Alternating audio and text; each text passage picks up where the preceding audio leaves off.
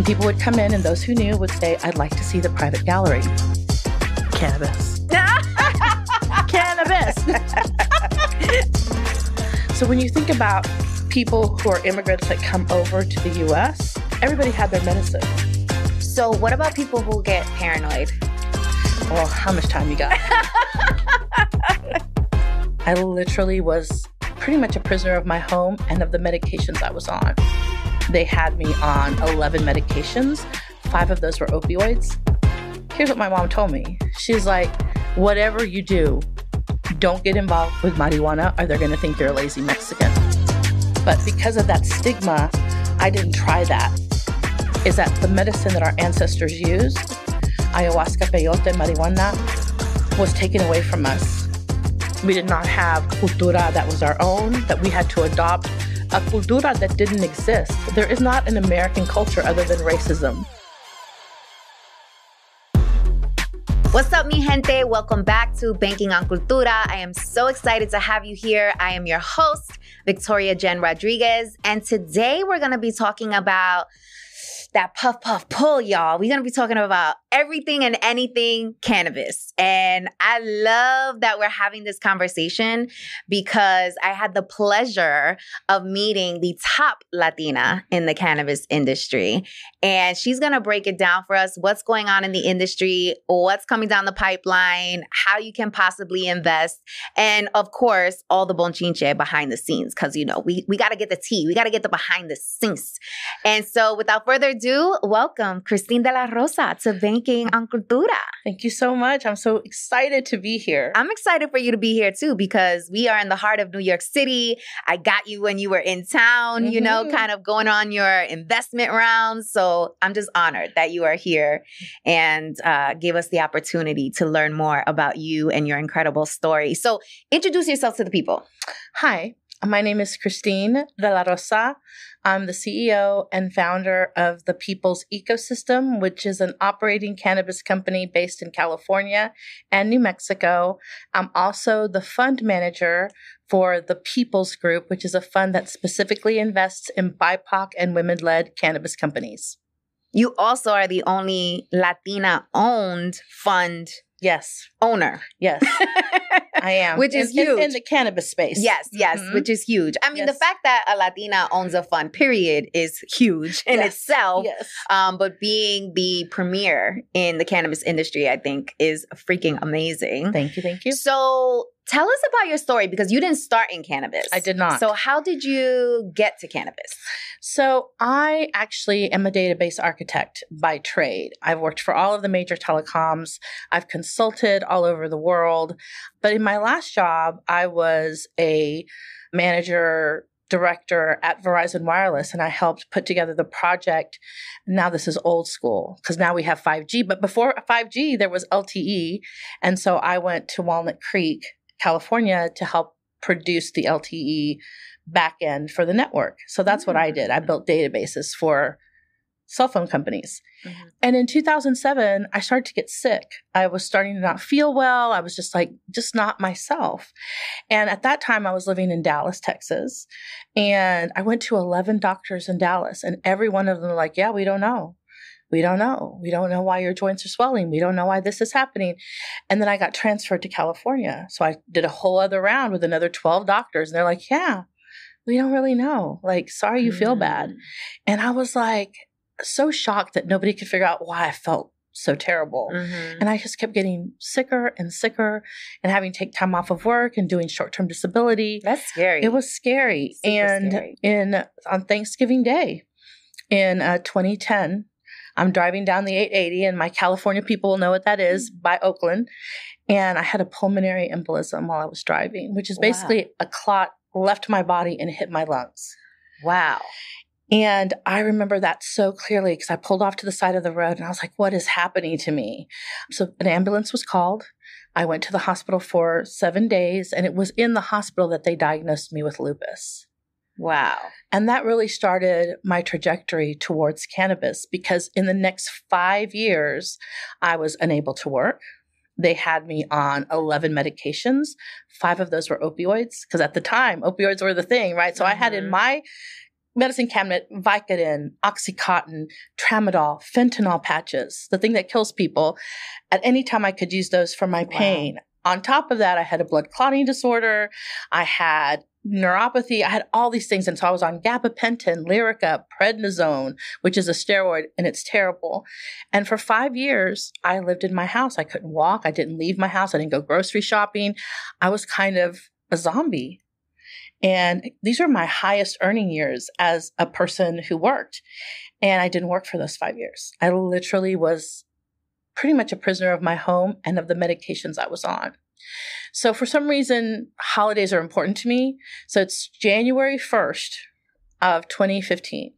And I'm sitting at my desk when I could sit and filling up these huge medicine things, right? I had 11 pills I took a day, horse pills for some of them. Yeah, it was awful.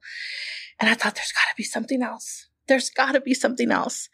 And so I started to look on the internet. And I thought I was going to get like ginseng tea, green tea, but this thing kept coming up for cannabis, marijuana. And I was like, mexicana. And one of the biggest, I think, terrible things that's happened to us as a culture is that the medicine that our ancestors used, ayahuasca, peyote, marijuana, was taken away from us. And instead, we were told to use opioids, right? These are natural, holistic plants that grow in the ground to synthetic medication that's done in a lab. So one of the reasons I never considered, and I lived in California, medical marijuana has been, legal there for 20 years. It never occurred to me to go to cannabis, to even try cannabis, because when I left to go to college, here's what my mom told me. She's like, whatever you do, these are her exact words, whatever you do, don't get involved with marijuana or they're going to think you're a lazy Mexican. Because that is the trope, right? Wow. Okay. That is the trope that our parents were taught. So it just didn't occur to me. Yeah. So it kept coming up. And I was like, you know what? I'm going to try it. Like, I'm on 5 opioids. Like, how much worse could this be? Sorry, Mom. Sorry, not sorry. So I went to the dispensary that was literally 2 miles from my house, hobbled in with my little cane. And I bought a bunch of stuff. I didn't know what to get. So I bought like smokables, vapes, edibles, tinctures. I just got everything. And I started taking it. I didn't know how to do it. I didn't know how to, I didn't know what I was doing. But eventually I found things in the things that I had purchased that worked for me, that I was like, oh, my knees aren't swelling. Oh, I'm using an indica so I can sleep, because I hadn't slept, because I almost died a second time in 2012 for pericarditis. That's a whole different story, but it's part of lupus. Okay. Where it thought my heart was attacking me, so it was filling with fluid. So I'd just been sick for so long. And so when I started to feel better, I was like, wait a minute, what's going on here? It's got to be the cannabis. So I found a regimen that kind of worked for me. Mm-hmm. And then what I did is I started to take away 1 pill a day. 1 pill a week, actually. So for every week, I would take a pill away, sometimes 2 pills away if they were the same pill. And by September of 2015, I was no longer taking the 11 medications. I was no longer going to the hospital once a month to get an infusion. I had really replaced the entire pharmaceutical regimen with a cannabis regimen. And I felt good. I was walking without a cane. I was feeling myself. Mm-hmm. I was like walking upstairs. I was like, hey, I can walk up some stairs, And I could have twerking. I was twerking, girl. But I was also going to go back to work because now I felt better. I could go back to Verizon. My job was waiting for me. And then I thought, I really can't do that, because if you know anything about lupus affects African American and Latino women the most in the U.S. And I thought, of all of the groups I was in mental health groups because I was depressed because I had lupus. I didn't know that. Oh, yeah. That it impacts Black and Latina women. And I thought, I could have had my 5 years back if I had not had the prohibition of cannabis from my mother, who didn't know any better. Like, I'm not blaming her, but because of that stigma, I didn't try that when it first started for me. Mm-hmm. It took me 5 years to find it. 5 years that I just lost being high on opioids. We interrupt our program to bring you this important message. Ooh, this is really good. You should know about this. So I don't know about you, but I've been known to procrastinate, especially especially when things scare the hell out of me. The fear alone would have me stuck, overwhelmed, confused, and all types of self-doubt. And don't even get me started on the imposter syndrome. Okay. After getting laid off, not once, but 3 times, honey, I realized that the security blanket that I made up in my head was just an excuse because I didn't really want to bet on myself. The corporate benefits that had me in that headlock, girl, they went out the window once my job decided that they no longer needed me. Turns out that I'll save a whole nickel if I cut your salary completely. The truth is, the only security blanket guarantee is the one that you create for yourself. In other words, until you start a business, you will always be at the mercy of a company's headcount, and you will never have complete control over your time, which means you'll be renting out your thought leadership and helping build someone else's dream instead of your own. If you've been waiting for a sign, this is it. Don't you think it's time you stop playing small and tap all the way into your power, sis? Check out www.victoriajen.com/training to learn my 3-step process, the exact 3 steps that I took to make the transition from corporate to entrepreneurship. And this is helpful even if you don't know what type of business to start and have only one source of income. And this is absolutely free. It is my gift to you. I want you to win. It's winning season. In fact, what's that? It smells like winning season. Okay, so tap in and I'll see you inside the training. Let's go. It took me 5 years to find it. 5 years that I just lost being high on opioids, right? Which you can't function. Like, nobody really functions on that. Cannabis, you can totally be functional. I'm functional now. Right. Well, you take this every day now. Every day. Since for the last, 8 years. Wow. And when I have a flare, because I still have lupus, so sometimes I'll have a flare, I need to take more cannabis. Sometimes when I can tell my body, you learn this about your body, right? So I decided to start a cannabis company. But what we decided to do was open up an underground cannabis company in Oakland. Because in Oakland, they had something called Measure Z, which allowed you to run a collective privately without having a license. So that's what we did. We opened up an underground dispensary behind our t-shirt shop.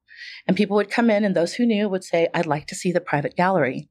And then we would take them to the private gallery. I'd like to see the private gallery. Yeah. And so when we first started, we were in a little closet in the spot. And the closet was about 4 inches bigger than my hips. So it was really tight. It was really tight. And it was under the stairs. So it was really hilarious. We started with 3 strains that we grew in our backyard. And then the people upstairs moved. So we took over the loft space. It was about 300 square feet. And, I thought this was just something I was doing to help my folks, people I knew. I thought we were going to have 50, 70 people that were part of our collective that had lupus or autoimmune diseases. But by the 6th month, we had 4,500 members. Wow. An 82% return rate. People kept coming back 82% of the time, every month. And so I started to look around and be like, what is different about us? Why? There was other Measure Z clubs. And what about the 8 legal dispensaries? Well, most of the 8 legal dispensaries were owned by white folks. We were all people of color. So people felt more comfortable coming to us. And we had a full dispensary. It was a time of the Wild West over there. And so even the big companies, the big legal companies would sell to us. So we had all of the vapes that everybody else had. So it was really cool.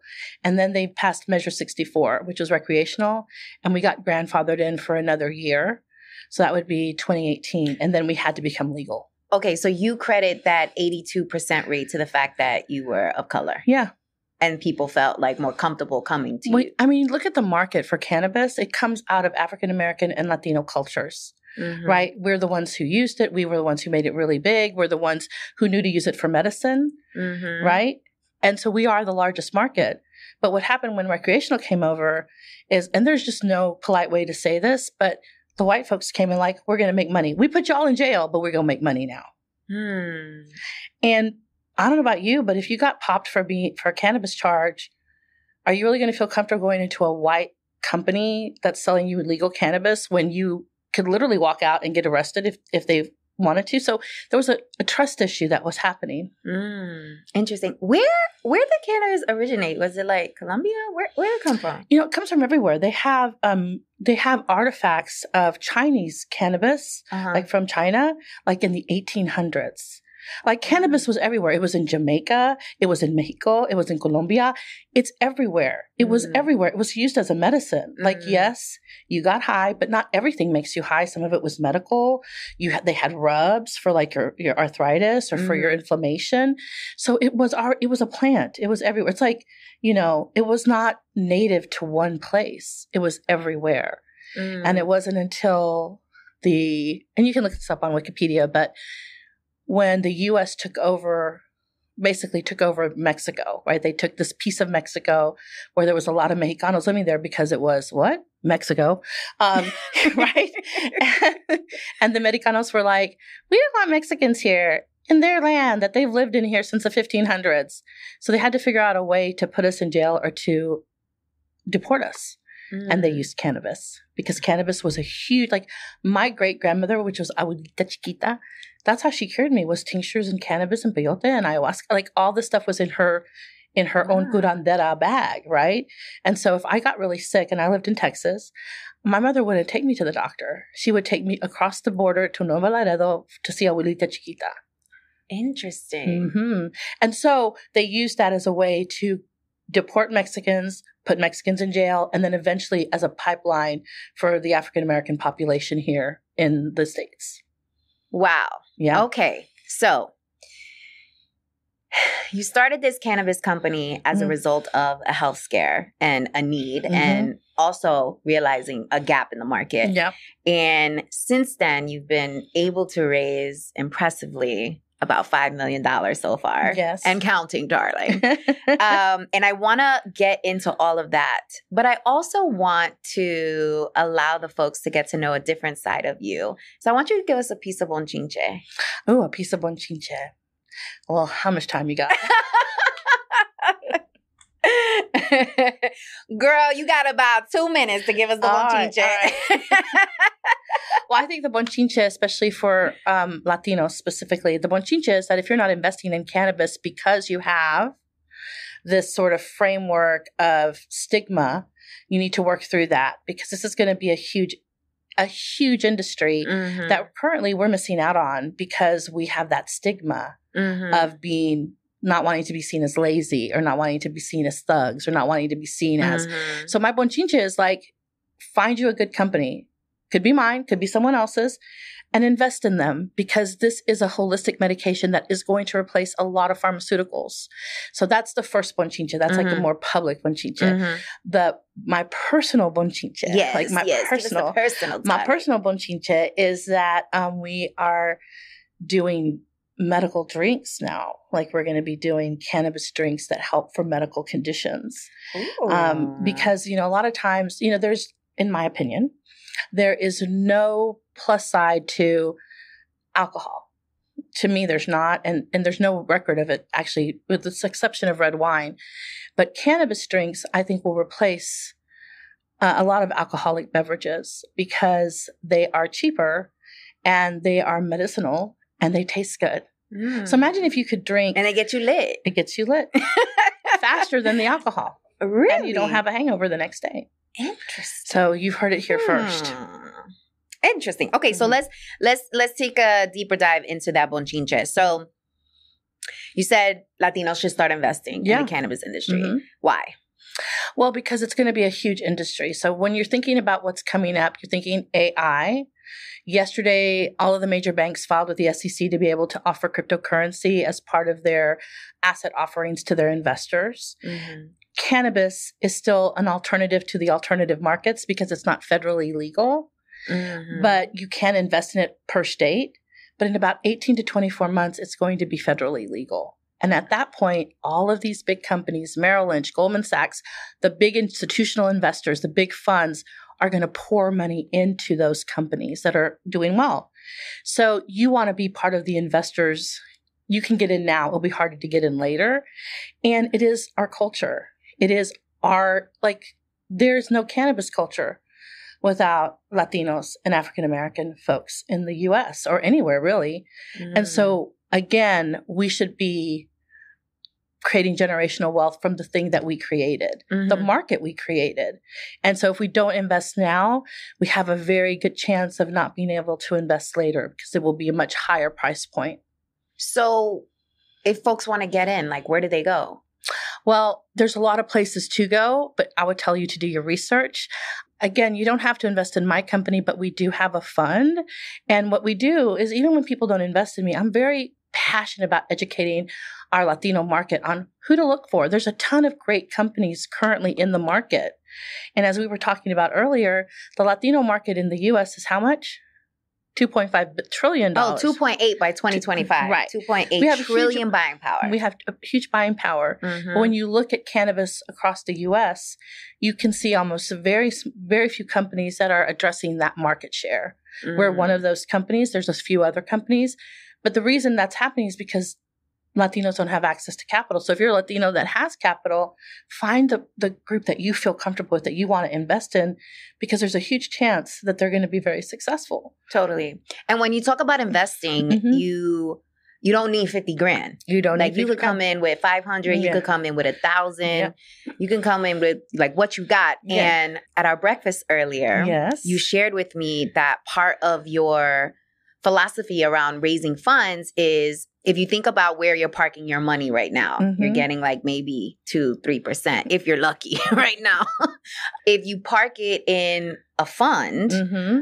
what is the average rate of return for you? Usually we're looking for anywhere from a 3x to a 10x. 10x is really a high thing, mostly around technology. What we're talking about, and this is really important for investors to understand, cannabis is a agricultural company, right? Because you have to grow a plant before you can harvest the plant and make it into products, right? Mm-hmm. So when you're looking at agriculture versus tech will give you a 10x return. Agriculture will get you about a 3x return, but we're also talking about cannabis. So I always tell people it's going to be within that 3x to 10x. It could be 5x, 7x, depending on the company. But please don't expect it to be a in and out. It takes time to grow a plant. It takes time to grow your money in cannabis. So I always tell people to give about a 5 to 7 year, like you're going to park that money and then you're going to hope, in 7 to 10 years, you're going to get 3x at the very bottom, 10x at the top. And we can see that actually, I can foresee that happening at federal legalization, which I think, again, is in 18 to 24 months. We're going to see a huge kind of hockey stick of the value of companies in the cannabis space, especially those that have prepared for that. Mm-hmm. So the other thing I would tell investors is like, really look at the company. What is their strategy to exit? What is their strategy at federal legalization? These are things that you should be asking. So you've been able to raise Mhm. $5 million so Mhm. far, which is like insane, especially given the data around the lack of access that we have to capital. And I had the pleasure of meeting you in Napa. Shout out to Richard and the Hive. And I immediately gravitated towards you because you shared some nuggets.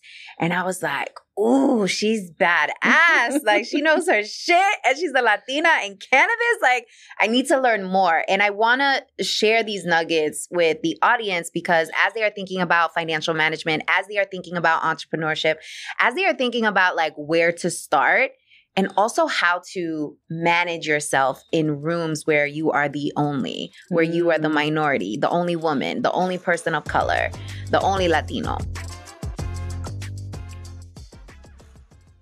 We interrupt our program to bring you this important message. Ooh, this is really good. You should know about this. So I don't know about you, but I've been known to procrastinate, especially when things scare the hell out of me. The fear alone would have me stuck, overwhelmed, confused, and all types of self-doubt. And don't even get me started on the imposter syndrome. Okay. After getting laid off, not once, but 3 times, honey, I realized that the security blanket that I made up in my head was just an excuse because I didn't really want to bet on myself. The corporate benefits that had me in that headlock, girl, they went out the window once my job decided that they no longer needed me. Turns out that I'll save a whole nickel if I cut your salary completely. The truth is, the only security blanket guarantee is the one that you create for yourself. In other words, until you start a business, you will always be at the mercy of a company's headcount, and you will never have complete control over your time, which means you'll be renting out your thought leadership and helping build someone else's dream instead of your own. If you've been waiting for a sign, this is it. Don't you think it's time you stop playing small and tap all the way into your power, sis? Check out www.victoriajen.com jenn.com/training to learn my 3-step process, the exact 3 steps that I took to make the transition from corporate to entrepreneurship. And this is helpful even if you don't know what type of business to start and have only one source of income. And this is absolutely free. It is my gift to you. I want you to win. It's winning season. In fact, what's that? It smells like winning season. Okay, so tap in and I'll see you inside the training. Let's go. I think it's really important for you to have these tools in like your tool shed in order to show up and show out. So let's talk about raising capital and the story that you had shared around, I think it was like a meeting or something that you went to, and there was like these big briefcases that dudes were carrying around. Like, tell us that story. Girl. So let me just say, I want to set the standard because you're like, $5 million, that's a lot. Girl. These guys have raised, this one group raised $500 million. Wow. They invested that $500 million with a major company in California, all owned by white guys. Mm-hmm. They lost all $500 million. Because if you're a white guy, they just give you $500 million and you get to burn it. That happened in Canada. So $5 million is a lot for us. That's like that dude with WeWork, right? It's totally like that dude. All this money and then they gave him more money. To get out. Even though he lost. Yeah, yes, it's crazy. It's amazing. The fail up is real. The fail up is real. So it was 2018 and I was just starting to learn, like really understand fundraising. And I got invited to the Grand Caymans for a bunch of family offices that were gathering in the Grand Caymans. Where's the Grand Caymans? Bahamas? Where's that? It's the Bahamas in that area. Okay. Yeah. Okay. And so they flew me out. Okay. It's really fancy. Flew out. Let's go. But they wanted me to talk about, they were just starting to think about what it would look like to invest in cannabis, you know, so they asked me to come out and give a talk. And so the person that was hosting me, we were getting ready for our panel, and there were a bunch of guys with big briefcases. And I finally turned to her and I said, what is in those briefcases? And she's like, oh, that's money. And I was like, cash money? She's like, yeah. I'm like, they just carry around cash money? She's like, yeah, they're going to buy Bitcoin in 2018 when Bitcoin was like $1. So everybody who invested in Bitcoin in 2018 became millionaires. And that's what they had, cash. And the Grand Caymans is a place where people go to put their money. Like, it's really known for that. And some folks from Oakland, I met one lady in Oakland that had bought $10,000 in Bitcoin when it was really cheap. And she's a multimillionaire now. And so this is the thing. Like, if you follow what the rich people are doing, you will see where the money's going to be. Because had I known what Bitcoin was in 2018, I had no idea what that was. I had no idea about cryptocurrency. So I was like, wow, that's just weird that you would carry cash to buy Bitcoin. I don't understand it. Mm-hmm. But they were depositing their money into the bank to buy the Bitcoin. They became multimillionaires on just buying cryptocurrency. So cannabis is this way. Cannabis is this for us. If we don't invest in it now, in about 5 years, maybe 10, when it becomes a major component of your Parkinson's disease medication, they're doing studies on that now, it becomes a major component of your pain management that replaces Oxycontin, Tramadol, all that other BS. You're going to be like, why didn't I invest in cannabis? And I'm going to tell you the reason you don't invest in it is because somewhere in the psyche of our cultura, we were told that it was bad. We were told to not do that. Had I started doing cannabis in 2010 when I first got sick, I would be way further along in my career. Whether I would be in this career, I might still be as a database architect, but I'd be further along if I had not had that stigma, not had that belief system based on nothing, by the way, based on nothing, right? Just because my mom said it was bad, because she was told it was bad. Well, also because they was locking everybody and their mama up. That's true too. Well, I think it's that. I think, there's that stigma that exists, but there's also a lack of education around how to even penetrate the market, how to invest, how much money, the how, the why, the time horizon, how long you're actually going to have your money parked, all of these things. So I think it's a combination of things. But you're right. Like, if you're following what the rich are doing with their money. Yeah. Well, that depends. Cause sometimes they build submarines. Yeah. Sometimes they're parking their money somewhere and it doesn't work. Yeah, that's true. And then you're asked out. Yeah. So in that instance, like, how can you actually be like an educated investor? I mean, obviously using a rule of thumb, okay, what are the rich people doing? Yeah. AKA, what are the white people doing with their money, right? Like, what are they doing? Actually, you know what? I'm going to correct myself because there's a lot of wealthy Latinos out there and people of color. So let me check myself because that is untrue. The wealthy, what they are doing and how they are choosing to invest their money outside of that. And outside of what you find on Google, because you can land on Google and you could read this narrative like, oh, it's amazing. You got to get in right now. Like, do it now. I mean, you saw some of that in the crypto space. You had some of these coins that were like popping because there was like all this momentum happened to me. I invested like $2,000 in a coin. And then like 3 weeks later, I'm almost completely assed out, right? Because I got caught up in the hype. That was a lesson learned that I had. So how should you be approaching this if even in your research, there could be, you know, inaccurate information? I think that the best way to approach it is to really look at what the company is doing. So here's kind of my rule of thumb, and I've said this a lot over the last couple of weeks. When you're looking at cannabis companies to invest in, a lot of people want to invest in retail shops. That's shiny. It's a sale. It's customer facing. And I 100% believe in retail shops. However, at federal legalization, Amazon gets to ship cannabis across the states. Woo! Imagine you got your Prime delivery on. You got your cannabis showing up to the crib the next day. So if you don't think that that's going to not happen, then you're wrong. They're already preparing for that. Okay. So while retail shops are good today, are they a good investment in 2, 3, 5 years? Are we going to go the way of Bed Bath & Beyond? Are we going to go the way? Because like, I remember going to Bed Bath & Beyond. It used to be one of my favorite things to do.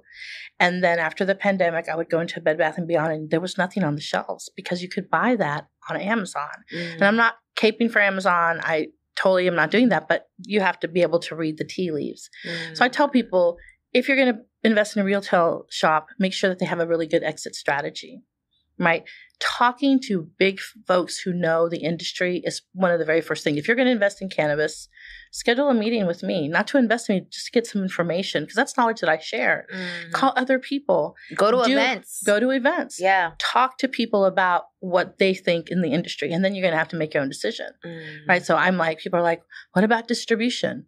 I'm like, well, do you really think that all of the alcohol distributors are not going to distribute? They already have the distribution lines.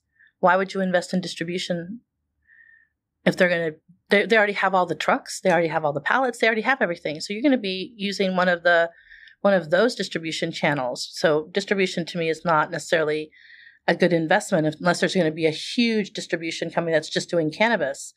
But I don't think that's going to be the case. So when I look at it, I'm looking at cultivators who actually make the plant. None of these other pieces in the supply chain happen without cultivators, the people who actually grow the plant and grow it well. So I would be investing in cultivators and the people who make the products that go on the shelf. When I started the biz, I had a dispensary and I quickly learned to sell it. I sold it and reinvested into manufacturing. And you might be like, well, why, Christine? Because when you're a dispensary, you got to buy 750 products to fill your store. I'd rather be the manufacturer who's selling the dispensary 750 to 750 products. To 750 stores. So when you're looking at investment, those are the two places. And people always they're like, oh, cultivation, they don't make any money. As soon as it's federally legal, they're going to have access to all the agricultural subsidies. They're going to have plenty of money. So invest now in the people that are going to be responsible for creating the plants that make your medicine, that make your recreation. Another nugget that you shared in Napa was this 3 meaning framework that you have, especially as a woman, when you are approaching men for capital or collaboration, partnership, whatever it is. What is that framework? I want to let you know, I learned that framework in New York. Really? Yes. Okay. I had come out here in 2017 when I was just starting to raise capital, the first round. And I was new. So, I definitely fell for a lot of stuff. But what I learned was that it doesn't take that many meetings to get money. If you have a data room that has all of the information, and that's what a data room should do. A data room should have everything you want an investor to know. It should answer every question so that they don't have that many questions. And whatever questions they have, put it in the data room for the next investor. Mm-hmm. So you have your first initial meeting. I always tell people 30 minutes. But where's this data room? Like where? You can put it anywhere. I have it on OneHub. You can have it on DocSend. Okay. There are actual data room softwares that are online in the cloud. And I have a whole thing about what you put in it. And this is where like investors go to look. actually see if it's a credible investment, That's right? right. They And actually go, to be like, okay. well, what's your pro forma? How are you structured? How do I invest? So the first meeting is about 30 minutes. And before you had to meet them face to face. But since the pandemic, you can do that 30 minutes on Zoom, which is really great, right? Because otherwise you spend a lot of money traveling. And then. So the first meeting is on Zoom. Yeah. Okay. And what are we discussing at that meeting? You're pitching. You're like, this is my company. You have about 20 minutes of the 30 minutes after you do the highs and hellos to be like, this is my company. This is how much money I'm looking for. This is how we're going to spend the money. And this is how we're going to get your money back to you. And if they're like, I'm interested, they sign a non-disclosure agreement. And then you give them access to the data room. And usually the investors are not combing through the data room. It's their financial people, right? And so then they go through the data room and they're like, does this seem viable? Does this work? Yeah, it does work. So we're going to ask for a second meeting to answer some questions, which are called due diligence questions. They're going to come back and ask you for things. You don't know what things it's going to be. It's different for every investor, but it's a due diligence process. Okay, hold on. Let's back up. I want to like be really slow about this because there's a lot of moving pieces. So they're signing an NDA. Why?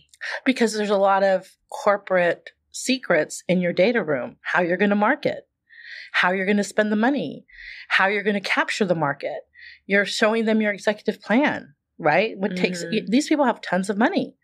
They can just take your executive plan and go find somebody else to do the executive plan. Now, they really can't do that because, you got a secret sauce, but you want to protect your intellectual property. Okay. Okay. So first meeting, pitching, I'm interested. Cool. Sign this NDA. I'm going to send you more info. So that's over Zoom. Yeah. So second meeting is happening where? It's usually the second meeting. If they're interested, you're not talking to them. You should be talking to their financial folks. So the people that ran through the data room so they can ask any questions and have a sense of calmness about, what you're talking about. Because they're investing not only in your company, investing in you as a founder. Okay. Right? And then the final meeting should just be a signing meeting. You're signing, you're giving me some money. What I did wrong, and what I tell people now is I would go to lunch. I would go to dinner. I would do these things. I would waste a bunch of cycles, right, on people who had no intention of giving me money, but they like to hear themselves talk or they like to have a dinner companion because they were lonesome or whatever. So I always tell people, don't ever do dinner. Dinner is a no, off the table until after they've invested, then you can have a dinner. But prior to that, I always say coffee. If you're going to meet in person, I say coffee date at the beginning, maybe a lunch for the second one if you need it. But after 3 meetings, they're not going to give you money. It's very rare.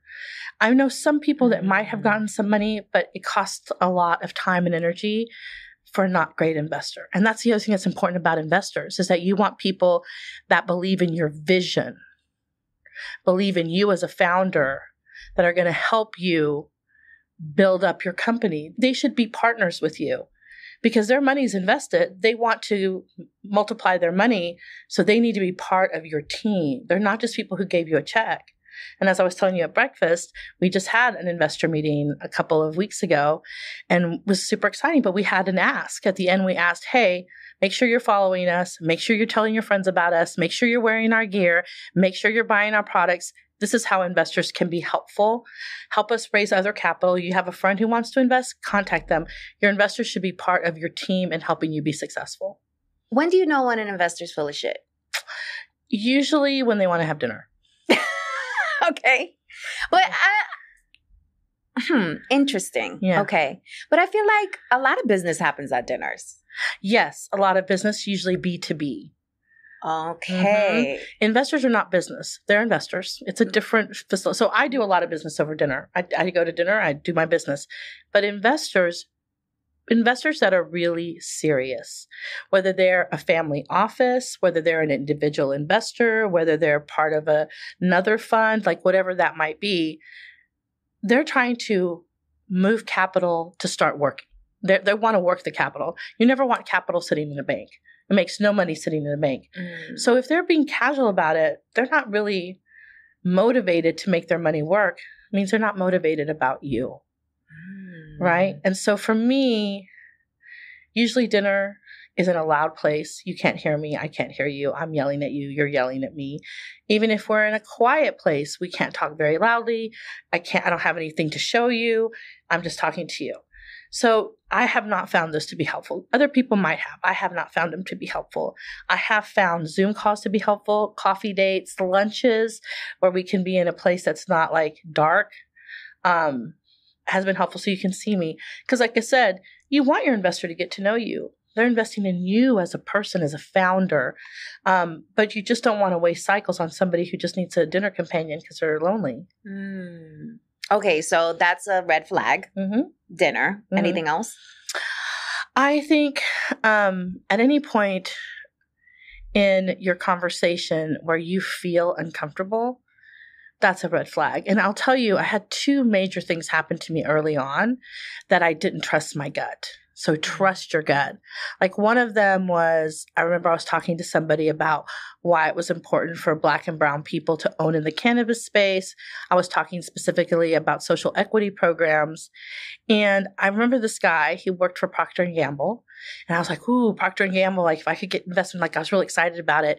And he's like, I don't really invest like, in social services. Oh. Ooh, I was like. Not social services. I know, right?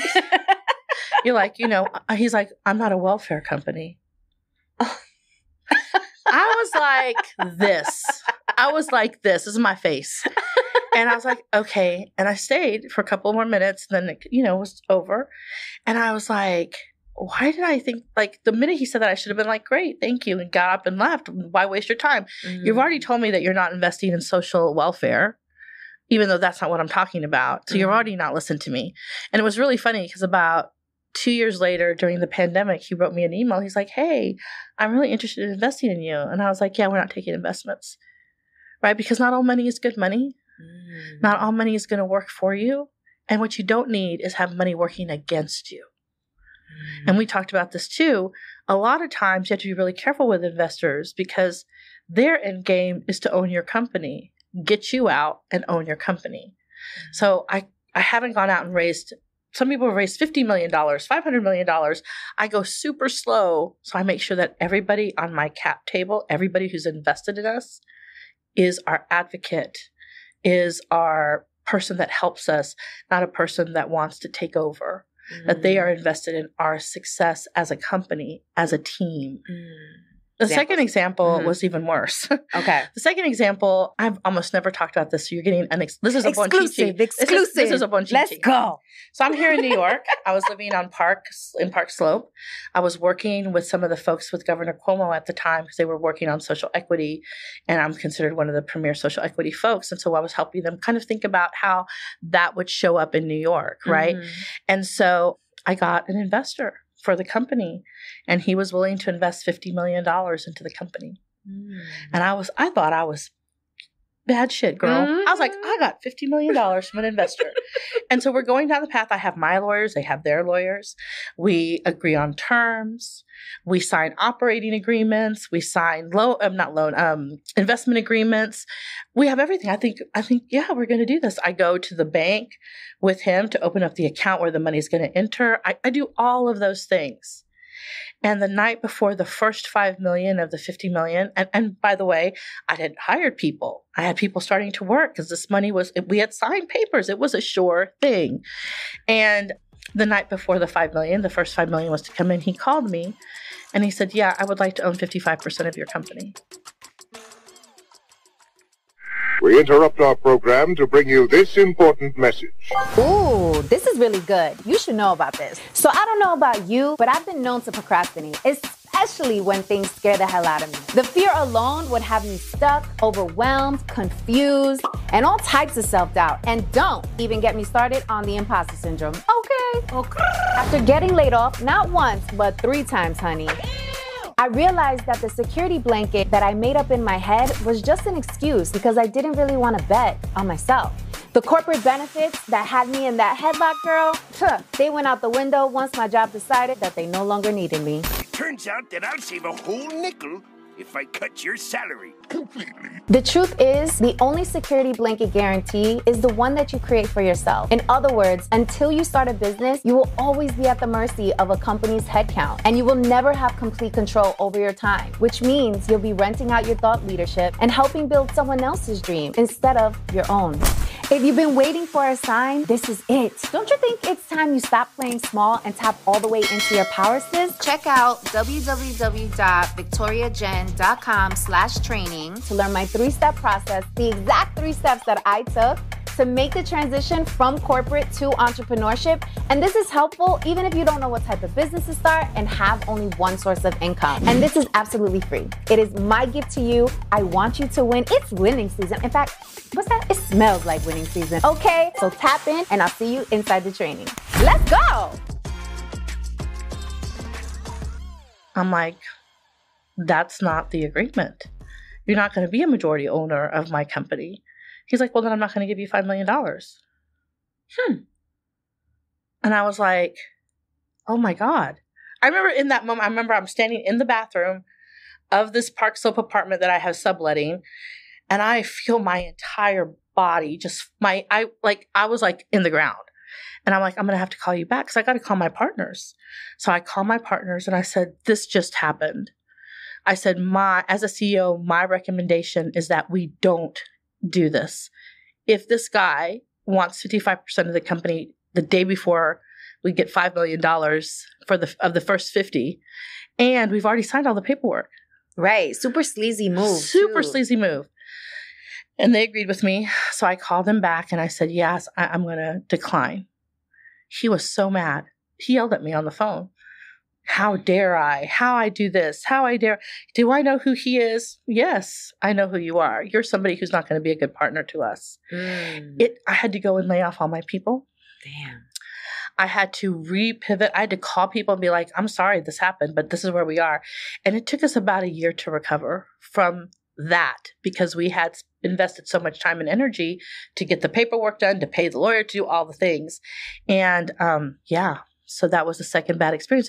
And the reason I'm saying that is because I had glimpses of who he could be prior to that night. And I thought, no, we're signing papers. We're doing the legal things. But you know what I found is that, and he's incredibly wealthy, super wealthy, is that super wealthy don't actually play by the rules. They don't care about lawyers. They're like, you got a piece of paper, sue me. Right. You got money to sue me? Right. That's exactly right. So that was that, and that was here in New York. And I remember traveling all over New York, opening up, thinking I was the thing, and then to be just totally let down. And 2 days later, I had to go speak in DC, and I was like just crushed. So, what do you do now differently? Well, when I have a feeling, I go with it. That's the trusting your gut piece. Yeah. So if I'm talking to somebody and they feel weird, and maybe they're not weird, maybe they just having a weird feeling about somebody is not about they're not trustworthy. They're Sometimes suspicious. It's an energy thing. Sometimes it's an energy thing. Like you're like, my energy is not going to mingle with your energy, which means we're always going to be at odds. And I don't want to be in a company. I'm taking money from people where I'm going to be at odds with them. I don't want that. And so I've turned down a lot of money. I've also accepted a lot of money. And I will tell you that I feel very proud of the investors I have today because they are absolutely rooting for our success as opposed to, I mean, of course they want their money. Right. Of course they do. But they're also willing to wait knowing that I'm building slowly so that we have something that's valuable at the end of this game. Wow. So let's say, is there anything legally that you're going to do differently? Like, will you not go out and like spend money you don't have yet, or like? Well, I've never done that before. Oh, yes. Okay. So after that happened, my biggest thing was like, people be like, "Oh, I'm gonna give you some money." I'm like, until it's in the bank, I act like I don't have it. Until it's not only in the bank, cleared a couple of days. Right. Make sure that check cleared, baby. And so that's one of the things that I definitely did differently because it just never occurred to me. When you come from where I come from, your word is your bond, right? You know, I come from a very, lower middle class family, when you made an agreement, if you signed an agreement, even worse, but not worse, but even more tight. But if you told somebody, I'm going to do this thing, you did that thing. If you signed paper saying you're going to do that thing, you were in a contract. So having to learn that that's not how some people who are wealthy act, you learn to just really be super careful and do everything legally, of course, but also wait. Don't assume that that money is going to come even if they sign something. Interesting. So, okay, so let's say you come across another investor who wants to give you 100 million, right? Are you going out and hiring the lawyers to draft the paperwork still? Yeah. Okay. Yes. I mean, they have their own there's still lawyers. a cost of doing Business. even that type of conversation to get an agreement going. Yeah. Okay. And it costs money to get money. And you want it to be, they have their own lawyers, but you want your lawyers to draft up your agreements. And then their lawyers can do what's called red line for things that they don't agree with. But having control over the paperwork is important for you as a founder to make sure that you're in the investment you're coming in, you understand your obligations to that investor and the investor understands their obligations to you. And I did that, like in that scenario where I got totally screwed over. It was my lawyers that put it together. I did everything right. And that's the other thing I want to tell founders, all founders, but especially women founders. You can do everything right and still have somebody kick the table out from under you. And so you can't, and I spent about a year being really crushed. Like my confidence was crushed. Like I'm like, oh my God, how could I fall for this? And then I realized it wasn't me. I did what I was supposed to do. But when you have a person in your sphere that doesn't have integrity, that's not a reflection on you. That's a reflection on them. But you do have to learn from that. You absolutely have to learn from it, because if you make the mistake a second time, that is on you. Wow. Thank you for sharing that.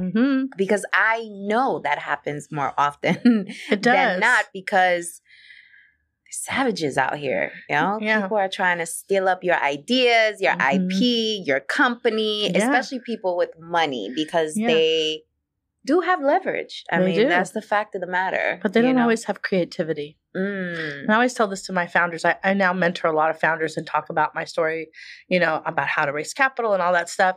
And I tell them, I say, people with money have a lot of opportunity because they have money. But a lot of times they don't have the creativity or if you're like me, a geek, the coding ability to be able to actually use that money. And so they need the founders that have the creativity, that have the idea, that have I'm sure the first person that was like, I'm going to make an AI thing. The first person, I don't really know of any investors that can do that. I mean, when you look at Elon Musk, who's not a genius, he just had money. And so he bought Tesla. He didn't make Tesla. He bought Twitter. He didn't make Twitter. So founders are very important. So know your worth.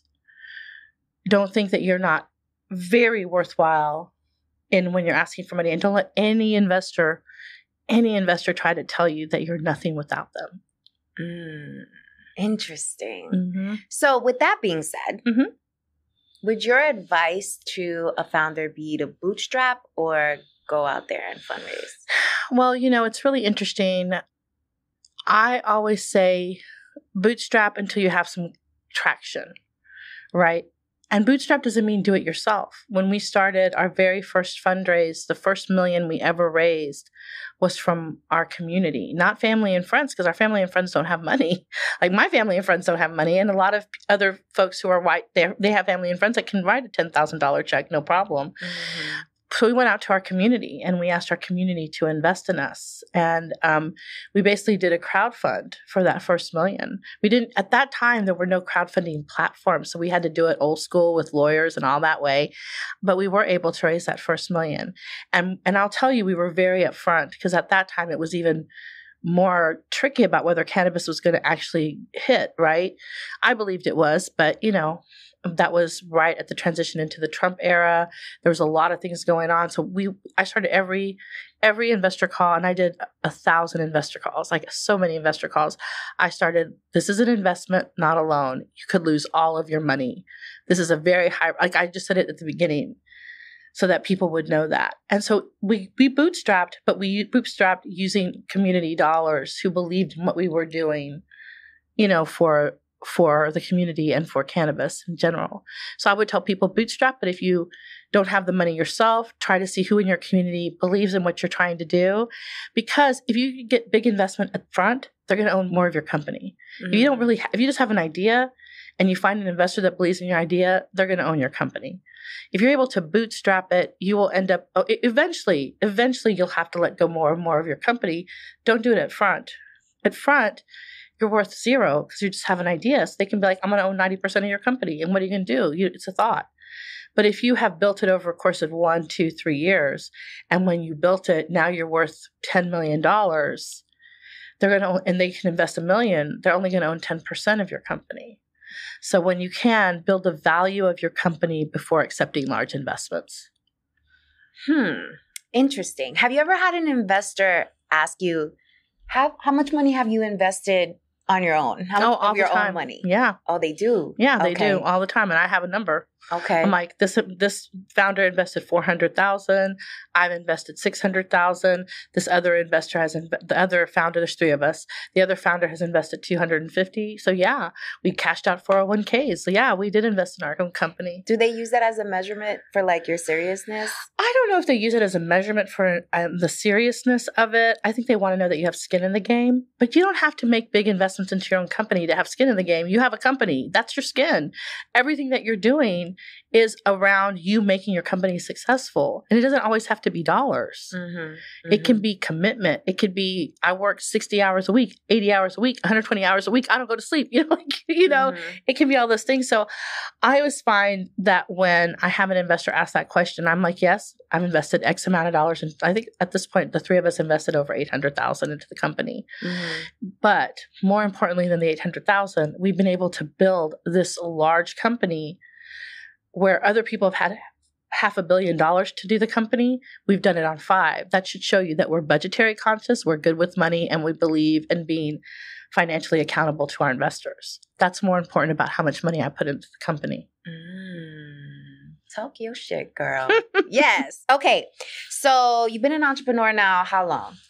Well, geez, my first company was in the 90s. I had a tech company in the 90s, and I sold that company. And then I was a consultant for a long time, which is an entrepreneurial thing. When you don't have a 401k and you don't have insurance and you cover that, you're an entrepreneur, even if you're a single entrepreneur, solo entrepreneur.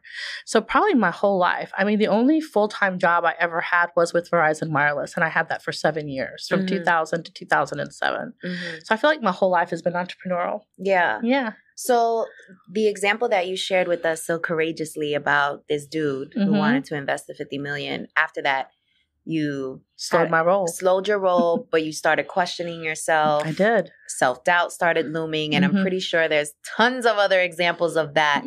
So how do you get through that? And how do you process it in such a way where you're like, you're going to stick it out and not give up?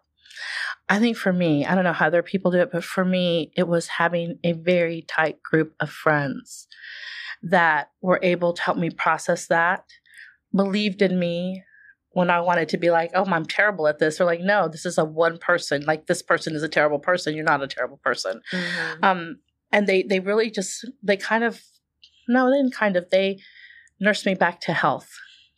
Health in my confidence, because that's a big confidence buster. It took me like a year, like I said, almost a year to get back to where I was like, oh yeah, I can do this. Oh yeah, this is not about me. This wasn't an indictment on me. It wasn't a commentary on me. It was a commentary on this guy, this really mean and small guy.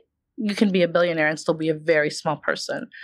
And so I think for me, it was having, and not just friends, but my founders, my 2 founders that were around me, they also still believed in me. They were like, yeah, this isn't you. Like, let's get back to where we were. And I think I would have done it faster, but we went immediately into the pandemic. Like, that happened to me in May of 2019. And I was really devastated. And then I was coming into 2020, like, it's a new year, I'm ready to go. And then, and what's funny was that I'd come out to Chicago for the NBA All-Stars in 2020. And I had raised $6 million. And they were coming to sign my paper. We were going to buy this company. It was a group of investors that came out of American Airlines, Delta, and United. And I'd gone to Chicago to close the deal.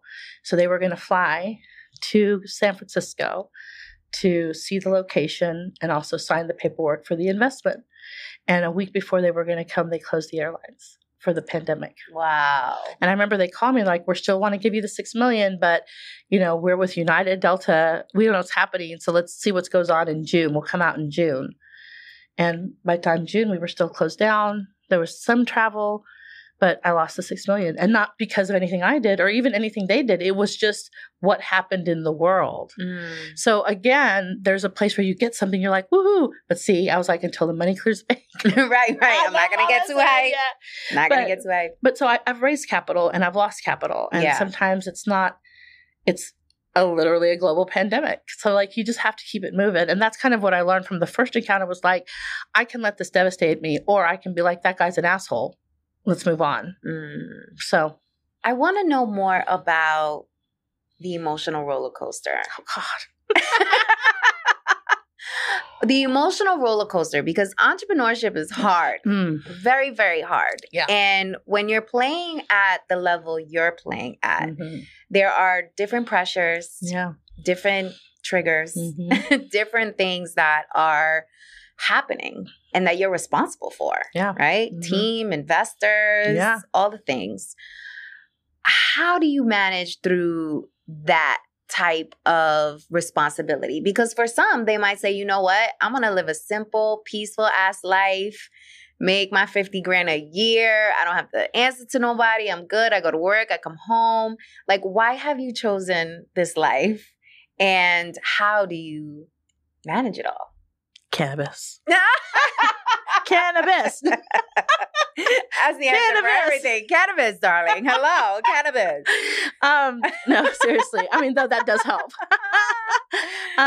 Seriously, though, I think what it is for me is that I've never felt comfortable, and I wish I did. Like, don't get me wrong. Sometimes I wish I'm like, I could just make my 50 grand, have a simple life. Like, sometimes that does cross my mind. I think it crosses every entrepreneur's mind where they're like, I could just be living a pretty good life and not having all of the stress. Yeah. Chilling.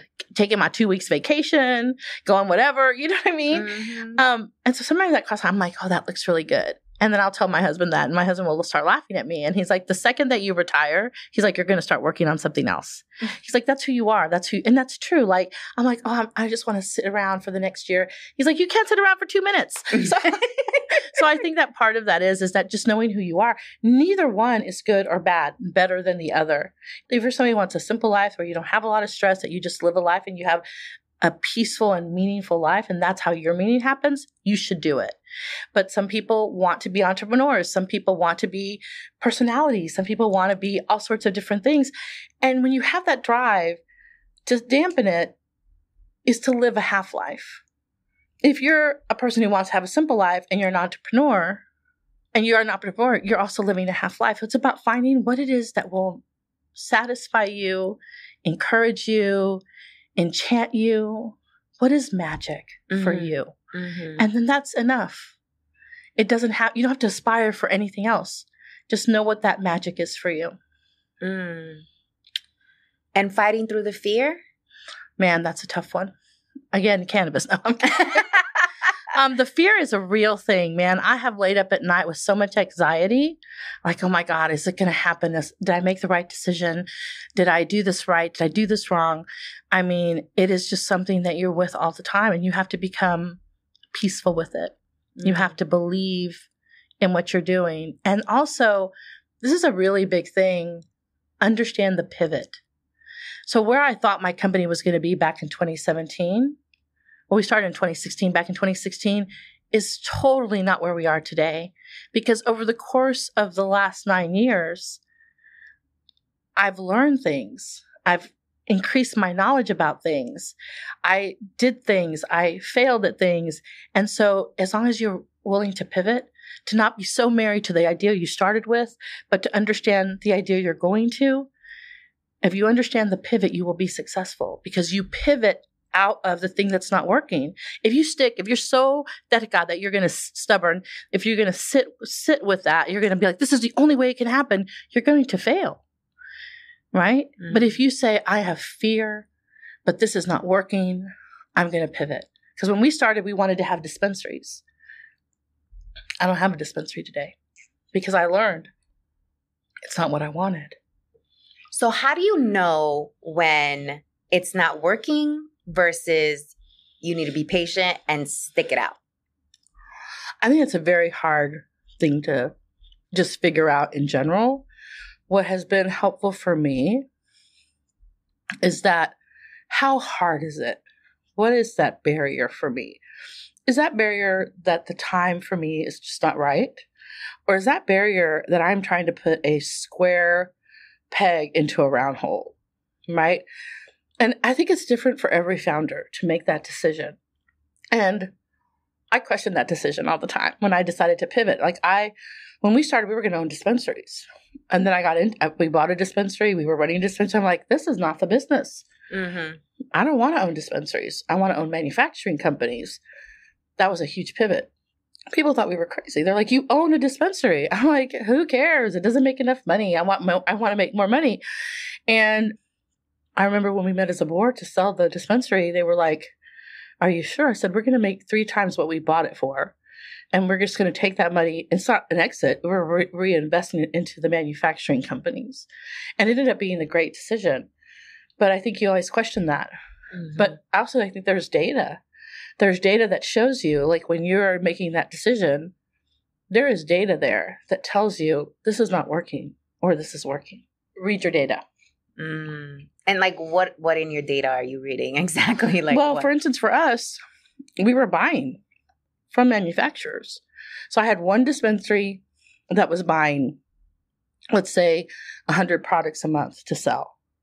That's one dispensary. We made 100 products. There was a cap to how much money we could make in a month based on how much we purchased, mm-hmm. right? And then I went to a manufacturing facility and realized the thing that I bought 10 of, they were making 1,000 of because they were selling 10 to me, 10 to the dispensary down the street, 100 to the dispensary up the street, 400 to the dispensary in the other town. And I'm like, oh, so I could literally manufacture 1,000 pieces of something and sell it to every dispensary. I can be one dispensary selling 10 of them. Mm. That doesn't seem like a good plan for me. Right. So that was a data-driven decision for us. Mm-hmm. Mm-hmm. And what if you're a founder and the numbers just don't intrigue you? Like you just don't want to pay attention to the numbers? Well, first of all, I'm going to tell you, regardless of who you are, you have to pay attention to your numbers because you are the person they're investing in, so you need to know your numbers. But you don't have to do your numbers. So for that, you hire someone who can come in and help you model your financials, which is what I do. Mm-hmm. I have a person that models all my financials and then teaches me about what he modeled so that I can speak to it with investors. Mm. But I'm not the person, I didn't go to school for that. So you find the talent that can do that for you. Okay. Mm-hmm. And then can also train you up so you have your talking points. That's right. When you're out there. Mm-hmm. So let's get into the Talk That Talk segment. Okay. And this is something taboo in the cultura. Yeah. And you touched on this earlier, but I want to take a deeper dive. So the stigma that exists within the Latino community around alternative medicine, cannabis, how do we create a shift around that? Education. We have to educate our people, not only in the fact that it is medicinal, but it's also creative. You're seeing right now a big movement in psychedelics, right? You're seeing a big movement in ayahuasca, in peyote. All of these are holistic. And people are like, well, I'm going to get high. Okay, for a little bit. What's the problem there to open your mind, to open your heart, to do? And I know that sounds really woo-woo, and I'm not woo-woo, but I think education and having people not be afraid. Mm-hmm. What are you afraid of when you think about cannabis? If you ask people this question, and I have, when you ask people what makes you afraid? I'm afraid I'm going to lose control. Is almost always the number one thing. Mm-hmm. And so you educate them and you say, if you use CBD, That's not psychoactive. You're not going to lose control. Mm-hmm. If you use an indica, you're going to fall asleep and have very restful sleep. Mm-hmm. You're not going to lose control. If you want to be creative, if you want to open up if you're a creative person and you have a sativa, not every sativa, but there's certain sativas so all these words that I'm using, a lot of Latinos have never heard these words. Mm-hmm. So they're like, what does that mean? Mm-hmm. Education is the way to do it, to really be able to teach people about how cannabis works. There's so many ways in which it works. I take a particular type of cannabis, a particular type of strain to manage my inflammation, right? So it doesn't make me super high. It makes me much more alert. I always tell people, it's like everything's flickering. The light's a little bit brighter. The world looks a little bit better. It's not rose-colored glasses. It's just that it's working in my body to reduce the inflammation in my legs, to reduce my pain levels. You know what I mean?